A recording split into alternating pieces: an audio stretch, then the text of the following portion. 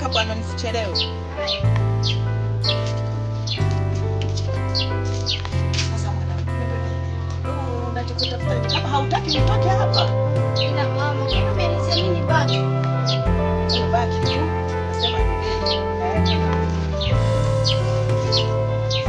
Nasema Jinda nyumba. Sitaki makelele. Sitaki kipepeo. Sitaki ubea. Kaa nyumbani. Angalia TV. Sitaki kuona furura hapa. Sawa? Sawa. Sikiliza niwe. Tatizo haya tunatokana nayo. Hapo sana. Unanisikia? Naenda kutafuta dawa. Sawa?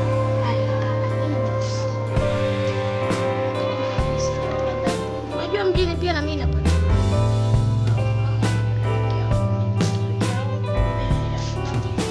Kama umenibania sana. Shida ni sababu haujaona tatizo, lakini unajali tu mjini. Mimi naenda kwa starehe, naenda kuenjoy, naendea shida, na ndio maana wewe ubaki kilio chake tunakusikia kwa siku.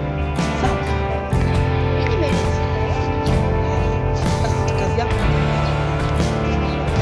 Lakini ukirudi mama hakikisha mimi napata. Sio shida. Bye.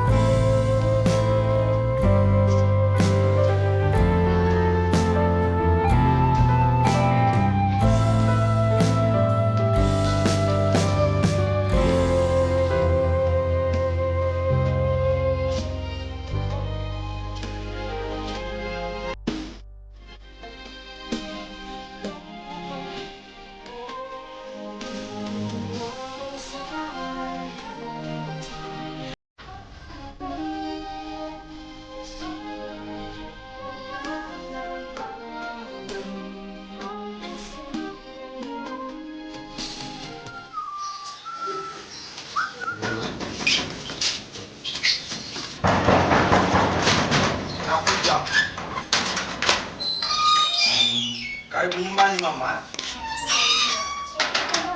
Mama Sofia. Mama ipo ndani. Toto mzuri. Toto na watoto wa mjini, watoto wazuri. Mjini kuna watoto. Naona mtoto ana mama. Kuna watu wengi. Mama Sofia. Njoo karibu.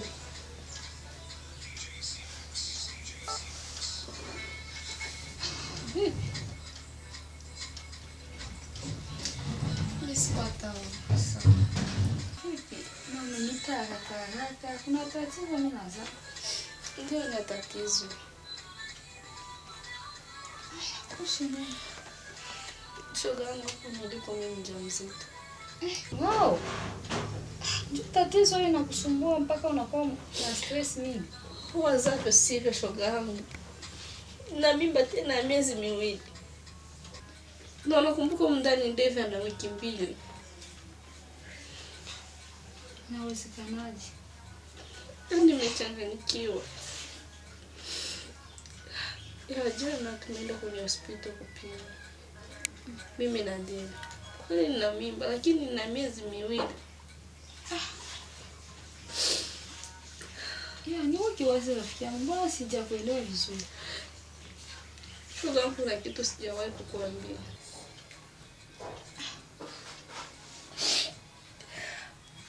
Shoga, kuna kitu mimi nimeficha. Sijawahi hata siku moja kukuambia.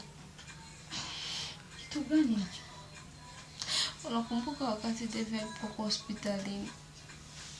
Ya, nakumbuka. Na hospitalini kwenye wameniomba hela nyingi sana. Nadhani kila kitu nafahamu shoga. Yaani hiyo siku shoga, nimetafuta hela nimezikosa. Dokta kaniambia eti atamtibu Devi bure, lakini kutakuwa na malipo.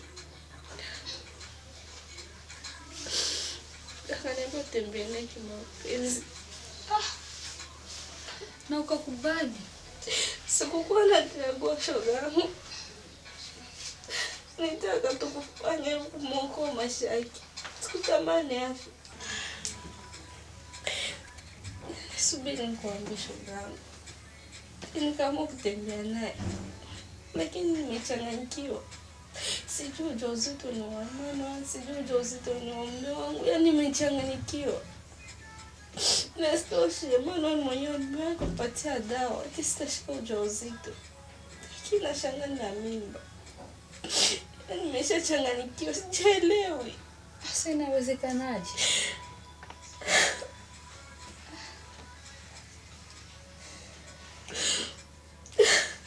No. Nyamaza. Nyamaza kivipi? Na wakati ndani mimi na Devi hatupatani. Je, Dr. Emmanuel anajua kuhusu ujauzito? Yaani nitakwambia mara ngapi shoga? Hajui chochote.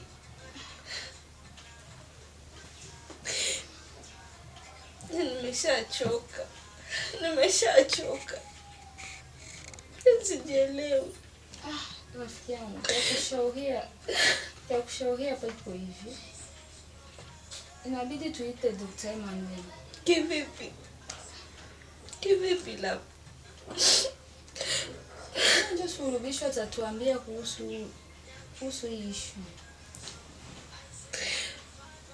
Kwako unaona ni mambo rahisi, lakini kwa unaona ni magumu. Ni magumu yani. Utafanzaje? Unajua Devi katikati yako na Devi ampatani. So inabidi tuite Dr. Emmanuel.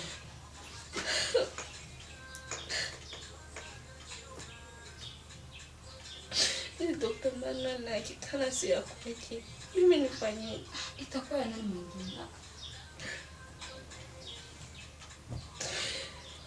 Nimechanganyikiwa. Nyamaza rafiki yangu.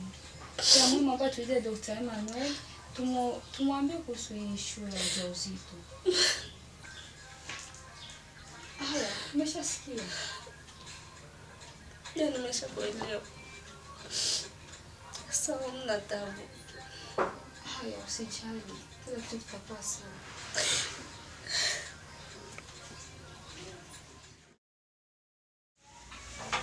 Dr. Emmanuel, Yeah. tena kutika mtu wangu.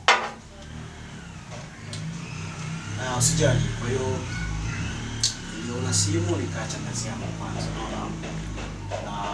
na vinasababisha nipo hapa. Kwa hiyo hata vyote vile sijui ni kitu gani, ha?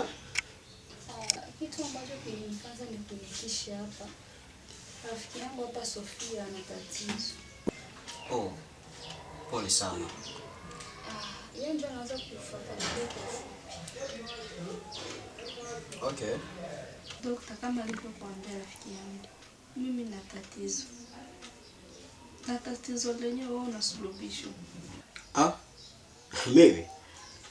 Si. Sofia, unajua kwenye dunia hii, najua mtatuaji wa matatizo yote, najua ni Mwenyezi Mungu peke yake, sio mimi. Mimi ni mwanadamu sivyo tu. Kwa hiyo na vyovyote vile sijui tatizo gani haswa. Mambo ya magonjwa nini? Naomba sana msikilize. Dokta, mimi ni mjamzito kwa sasa. Wow. Jambo la heri. Wait. Hivi mtu kuwa mjamzito ndio tatizo kwenye dunia hii? Subiria sasa kuelezea. No, I cannot believe that. Dokta, kwa kuwa unaona ni jambo la heri. Lakini kwa mnaniumiza moyo. Dokta, kiukweli mimi ni mjamzito wa miezi 2. Na kati mume wangu ana wiki 2 ndani. Na isitoshe mtu niliyetembea naye kimapenzi ni wewe dokta. Na isitoshe mume wangu ana wiki 2 ndani. Tuko hospitali. Na isitoshe dokta, nakumbuka unipatia vidonge. Lakini vile vidonge leo nashangaa na mimba. Sasa hii inawezekanaje dokta? Tafadhali naomba uniambie ukweli.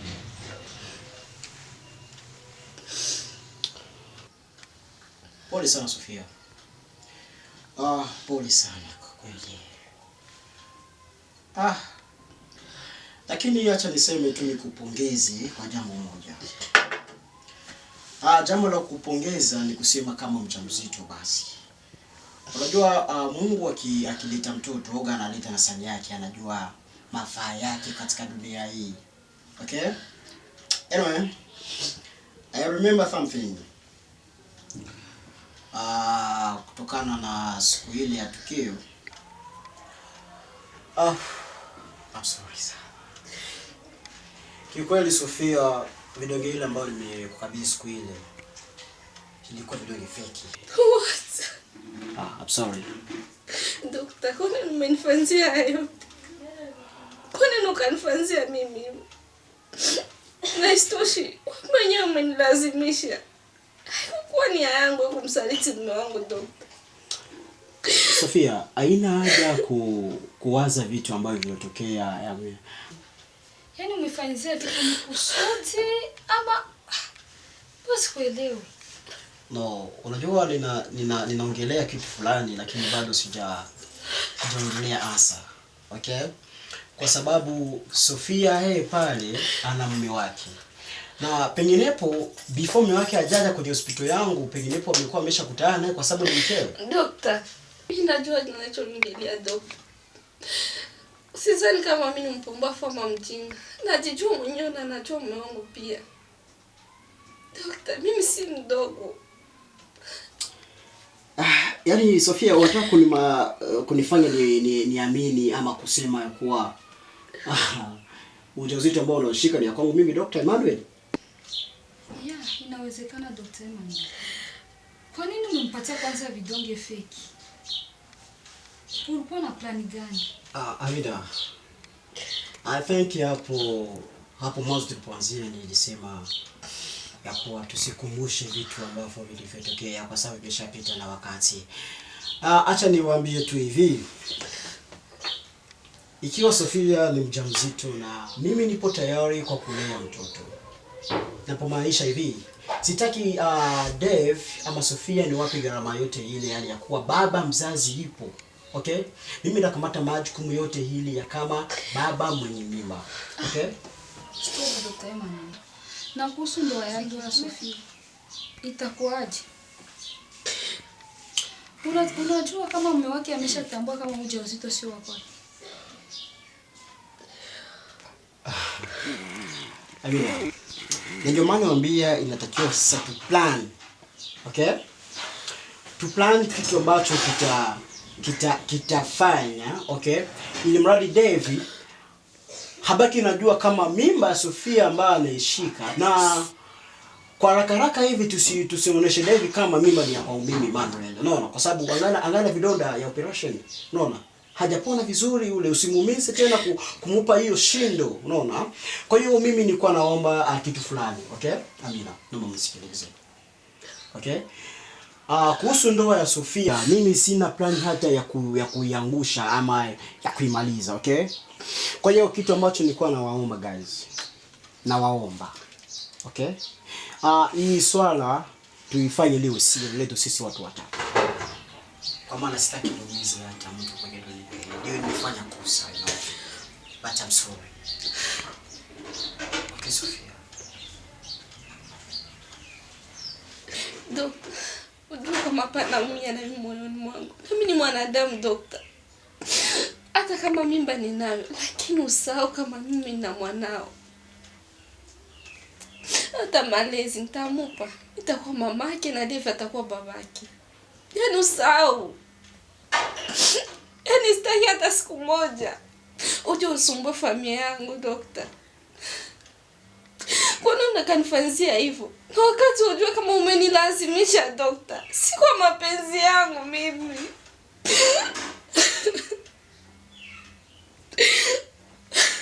Yaani mimi nampenda sana Dave dokta.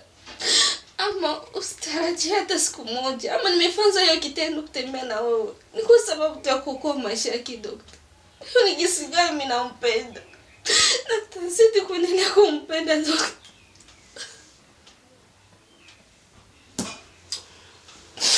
Sofia, basi nakuomba kwanza ufute machozi. Kwa hiyo fikiria kile ambacho ninachokuambia leo. Anyway, mimi sina muda hapa. Nataka naondoka. Lakini ninapoondoka, jaribuni kwa makini sana kuhusu swala. Ila mbaki najua ya kuwa Dr. Emmanuel ndio baba mwenye kiumbe.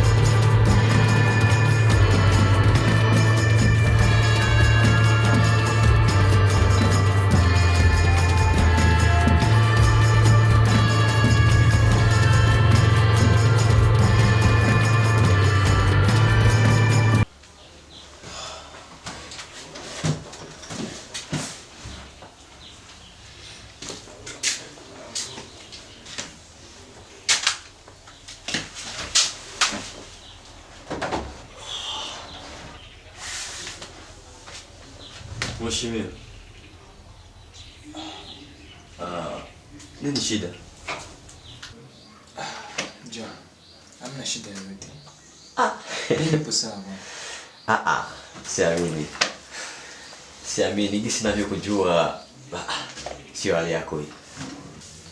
John, usijali, mimi nipo sawa. Ndugu yangu, nimeishi na wewe miaka mingi na najua hali yako, najua hii sio mudi yako kabisa. John, sijui nikwambieje, lakini mimi nipo sawa, lakini kuna matatizo kidogo tu, ila usiwe na shaka. Mr. Dave, na hiyo kama mimi na wewe ni tumeshaishi muda. Alafu na kwa kana kueleza shida zangu, naona niambia zako na tunasaidiana kwa mashauri. Sasa labda ungenieleza ni kipi kinachokusumbua, kwa sababu sasa mwana anaweza kusaidia. Okay. John. Yes. Shida ambazo ninazo nitakueleza. Lakini nakuomba, kama itakuwa una solution, naomba unieleze mimi. Na sitaki kumwambia mtu mwingine. Okay? Okay. John, nina matatizo nyumbani kwangu.